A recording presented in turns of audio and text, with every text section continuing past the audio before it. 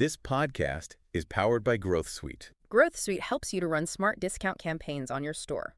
Test it for free on your Shopify store. Just land on the Shopify App Store now and test it for free. Welcome to e-commerce psychology. Today we're going to dive deep into something that you see all the time online. Yeah, every day. The law of contrast in pricing. That's a good one. Yeah, it's really fascinating how this plays a role in how we think about prices and value every time we shop online. For sure. Like, have you ever noticed how sometimes you see a discount and it just feels so good, even if the final price is still a bit high? Oh, yeah. Absolutely. Like, way more than it should. Right. It's like almost like a trick your brain is playing on you. Totally. And that's often because of this law of contrast. Our brains compare that price to some other price, and that comparison makes all the difference. Yeah, it's all about the comparison. It's not the number itself. Exactly. We've got some super interesting research and sources today that dig into like the psychology behind this and how it all plays out in the world of e-commerce. We're going to break it all down. So today our goal is to help you really understand how contrast pricing works, like why it's so darn effective, and all the sneaky ways online businesses use it, often without us even realizing it. Yeah, it's everywhere. It is. So we'll explore the psychology behind it, how these tactics are actually used in practice, its impact on different online businesses, and, some of the things to watch out for. The ethics of it all. Exactly. Yeah. So let's get right into it. Let's do it. So what is the law of contrast? I think people listening probably have a feeling, Yeah. but we should lay it out. Yeah. So basically, it's the idea that we don't look at the price of something just by itself. Yeah, in a vacuum. Yeah, like our brains think about it in relation to other prices or values or whatever. Yeah, so like a classic example, think about buying a new phone. Oh, yeah. And you see this crazy expensive model with all the bells and whistles, Oh, and the new features. all the gigabytes you could ever need. Yeah. And then right next to it, there's a slightly less fancy phone, But it's cheaper. Right. And suddenly that cheaper phone seems like a steal. even if it's still a good amount of money. Exactly. Even if it's still like more than you normally spend. Yeah, it's all relative. It is, yeah. And businesses have known this for a long time. But the online world, it's like contrast central. Oh, it's a breeding ground for it. Right. There are just so many opportunities to show you those comparison points. Okay, so let's take it a step further. Right. What is actually happening in our brains when we're looking at these different prices? Yeah, it's pretty wild, actually. Right. It's not just like a calculator in there. No, it's way more complex. Our brains are making these judgments, these comparisons, and actually studies have shown that when we see these contrasting prices, a specific part of our brain lights up. Yeah, like literally lights up. The prefrontal cortex, which is like the decision-making part of our brain. Yeah, it's weighing the options. It's like our brain is saying, ooh, is this a good deal? Am I going to regret this later? Or am I missing out on a better deal? Yeah. FOMO, as the kids say. So this part of the brain, the prefrontal cortex, it's also involved in things like motivation and our sense of reward. So it all ties together, right? Like we literally get a little dopamine hit when we think we're getting a good deal. It's like winning. It is. And that feeling pushes us towards making that purchase. That's so interesting. So it's not just about the numbers. There's this whole psychological dance going on in our heads. Totally. All right, so let's break down some of these key psychological principles that are at work here. Okay. One of the big ones is this idea of cognitive shortcuts. Love a shortcut. Right. Like our brains are lazy. Or efficient. Efficient. Yeah, that's a nicer way to put it. They're looking for ways to make quick decisions without having to think too hard. Streamlining the process. Yes. And a prime example of this is the anchoring and adjustment heuristic. Oh, yeah, that's a good one. Yeah. So explain this one. So basically, when we see that initial price, that first number, that's the anchor. Like the original price. Exactly. And our brains latch onto that. Then, when we see a lower price, like a sale price, our brain adjusts down from that anchor. Okay. But here's the thing, we don't always adjust enough. Oh, interesting. So that sale price, even if it's still kind of high, can seem like a fantastic deal just because it's lower than that initial anchor price. So even if the sale price is still more than we'd normally spend? Exactly. Our brains are tricked by the comparison. I see. So it's all about that first impression, that first number that sets the stage. Yep. First impressions matter. Okay, so what determines what that anchor price is? Well, it can be a lot of things. Like what? It could be the original price that the seller sets. Or It could be prices you've seen from competitors, right. or even just prices you remember seeing for similar products in the past. So it's like all those prices are swirling around in our heads and influencing what we think is a fair price. Exactly. It's a complex web of price perception. So that $50 item might feel like a steal if it's next to a $100 item. Right. Or a total ripoff if it's next to a $10 item. Right. Context is everything. It really is. Okay, so let's talk about how this plays out in the real world. All right, let's get practical. Like, how does this contrast effect influence our actual shopping behavior? So basically, if something seems way cheaper than another option, we're more likely to think it's worth the money. Even if it's still a decent chunk of change. Exactly. Yeah. And sometimes it can even lead us to buy things we weren't even thinking about before. Oh, yeah. Just because it seems like a better deal in that moment. Right. It's the power of comparison. It's funny, I was just looking for a new coffee maker the other day, Oh, yeah. and there were two that were pretty similar, Okay. but one of them had a huge 50% off sticker. Oh, wow. And even though the final price was still more than the other one, I was way more drawn to the one with the discount. Yeah. You can't resist a good sale. It's like my brain was telling me this is the deal you've been waiting for. It's powerful stuff. It is. But I guess it's important to remember that everyone's different. Oh, absolutely. Like this contrast effect might be stronger for some people than others. Right? Like if someone is a hardcore bargain hunter, they're going to be way more sensitive to those big discounts. Right, like they live for the thrill of the deal. Exactly. But someone who always buys premium products, they might not be as swayed by a simple discount. They're looking for quality over savings. Exactly. Okay, so how do businesses actually use this law of contrast in their pricing strategies online? Oh, they've got a whole bag of tricks. Yeah, spill the beans. Okay, so one of the most common ones is high-low pricing. Oh yeah, I see this all the time. It's everywhere, right? So you see the original price really big, usually with a line through it. Like it's been slashed. Exactly. And then right next to it, in bold, you see the lower sale price. Yeah, it makes it feel like you're getting a huge discount. Exactly. It's that instant visual contrast that our brains love. Okay, what else? Another interesting one is decoy pricing. Decoy pricing. What's that? So this is where they introduce a third option that's kind of like a dud. Okay. It's priced similarly to the most expensive option, but it's clearly not as good. Like a less desirable version. Exactly. It's not really meant to be bought. So what's the point of it? The point is to make that expensive option look way more appealing in comparison. So it's like a trick to manipulate our perception. You could say that. Wow. Okay, that's sneaky. It is. Any other tricks up their sleeve? Oh, yeah. One of my favorites. The power of free. Oh, yeah. Everyone loves free stuff. It's irresistible, right? So businesses might offer a free gift or service bundled with a paid product. And suddenly it feels like you're getting so much more for your money. Exactly. It's that added value that makes the price seem more justifiable. I see. So it's all about framing the deal in a way that makes it feel like a no-brainer. You got it. Okay. So those are some of the classic techniques. Yeah. But I imagine things are getting even more sophisticated with all the technology we have today. Oh, yeah, for sure. Like things are getting super personalized now. Really? Yeah, they're using things like dynamic pricing. What's that? So basically the price of a product can change based on all sorts of factors, Like what? like your location, the time of day, even things like local events. Whoa, so the price is constantly changing. It can be, yeah, and that creates these really specific comparison points that can make you feel like you're getting a unique deal tailored just for you. So like if I'm browsing online at 2 a.m., I might get a different price than someone browsing at 2 p.m.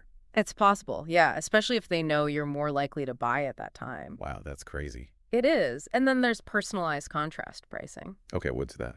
This one uses data about your past shopping habits and preferences to show you price comparisons that are more likely to influence you. So it's like they're reading my mind. Kind of, yeah, they're trying to figure out what makes you tick. So like if they know I always buy name brand clothes, they might show me a slightly cheaper but still high quality alternative next to a really cheap generic brand. Exactly, to highlight the value of that middle ground. Wow, that's smart. It is. Okay, so we've talked about all these different tactics, but do they actually work? Oh, yeah, there's a ton of evidence that they do. Like, are there certain industries where they're particularly effective? Yeah, definitely. What? Well, in retail and commerce in general, you see it all the time. Those big price slashes and limited time offers. Exactly. They're designed to create that immediate contrast and get you to buy right away. But there are challenges. Oh, yeah, of course. Like people abandon their shopping carts all the time. Right. And it's so easy to compare prices across different websites. Yeah, with just a few clicks. Exactly. So businesses have to be really strategic. Right. They need to make sure their pricing stands out. Yep.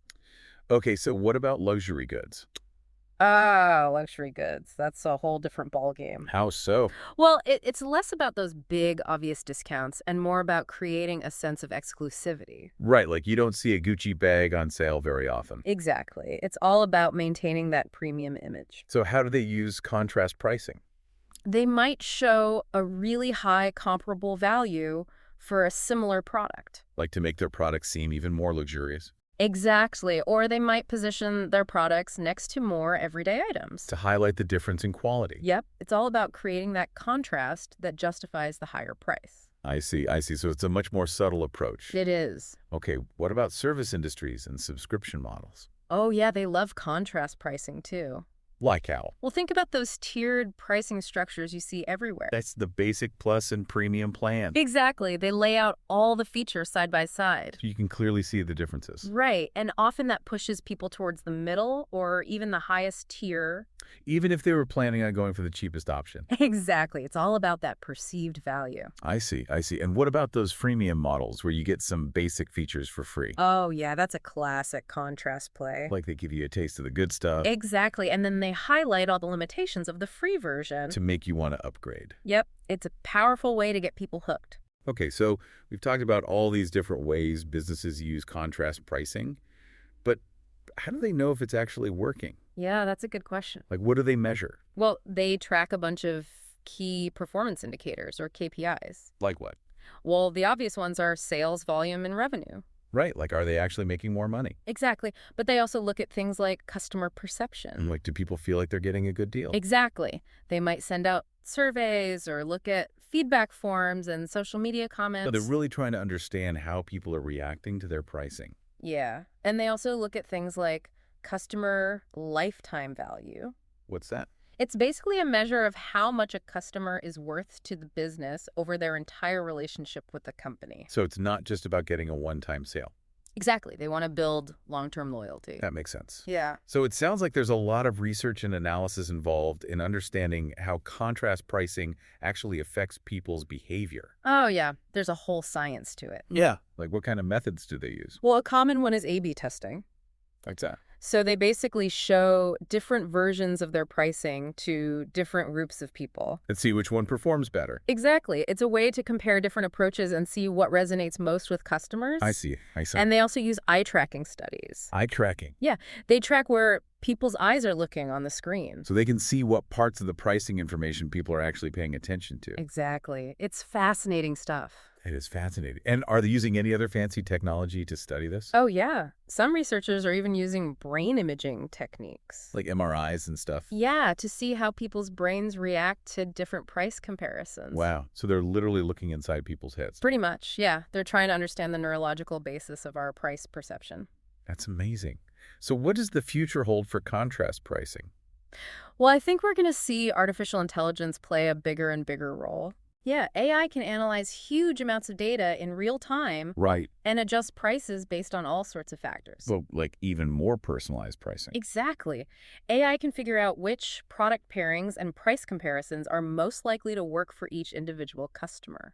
So it's like having a personal shopper in your computer. Pretty much. Yeah, it's all about creating that perfect contrast that gets you to buy. Wow, that's both impressive and kind of scary. It is. So what about other emerging technologies? Well, imagine using augmented reality to let people experience the differences between different products or service tiers in a really immersive way. Oh, wow. So you could like virtually try on a dress and see how it looks compared to a more expensive one. Exactly. Or you could see how a premium version of software works compared to the basic version. Right. So it's not just about seeing numbers on a screen anymore. Exactly. It's about experiencing the contrast firsthand. That's really cool. And what about voice commerce, where people are buying things through their smart speakers? Oh, yeah, that's an interesting one because it changes how we perceive prices. How so? Well, when you're just hearing the numbers, it's harder to make those visual comparisons. Right. Like you can't see the slashed out prices and bold discounts. Exactly. So businesses will have to find new ways to create that sense of contrast. Maybe they'll use different tones of voice or emphasize certain words. Yeah, exactly. Or they might use sound effects to highlight the savings. That's a good idea. And what about blockchain? Blockchain has the potential to make pricing more transparent. How so?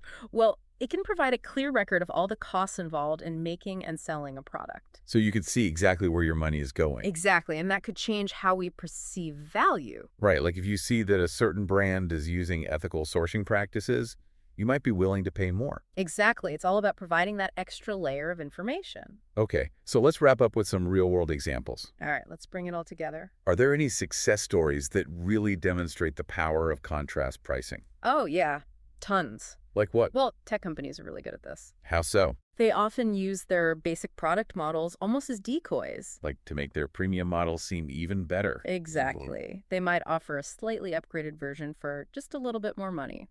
And that makes it seem like a no-brainer. Exactly. What about other industries? Well, the travel industry is another good example. How so? They love to bundle things together like flights, hotels, and rental cars. Right, those package deals. Exactly. And those bundles often seem like a much better deal than buying everything separately. Even though you might not actually need all those things. Right. It's all about that perceived value. I see. And even restaurants use contrast pricing. Really? Yeah, they might put a few really expensive dishes at the top of the menu. Okay. And that makes the other dishes seem more reasonably priced in comparison. Even if they're still pretty expensive. Exactly. It's all about setting the anchor. I see. So contrast pricing is everywhere. It really is. Okay, so are there any examples where it's backfired? Oh, yeah, definitely. Like what? Well, if a business tries to inflate the original price just to make the discount look bigger, that can really backfire. Like people will see right through it. Exactly. It comes across as dishonest and manipulative. Right. And it can damage their reputation. Yeah. So what's the key takeaway here? I think the most important thing is to be authentic. Right. Like don't try to trick people. Exactly. Use real pricing history and accurate reference points. And make sure your pricing strategy aligns with your brand image. Exactly. You don't want to cheapen your brand. Right. And in the end, it's all about building trust with your customers. Yep. That's the key to long-term success. So for our listeners out there, what's the big takeaway from all of this? Well, I think the main thing is to be aware of how contrast pricing is being used online. Right. Like don't just blindly accept those deals. Exactly. Take a step back and think about those comparison points. Right. Like is that discount really as good as it seems? Exactly. And what are they comparing it to? Right. Context is everything. It is. So pay attention to those subtle cues and don't be afraid to do your own research. You got to be an informed consumer. Awesome. Well, this has been a fascinating deep dive into the world of contrast pricing. Yeah, I learned a lot. Me too.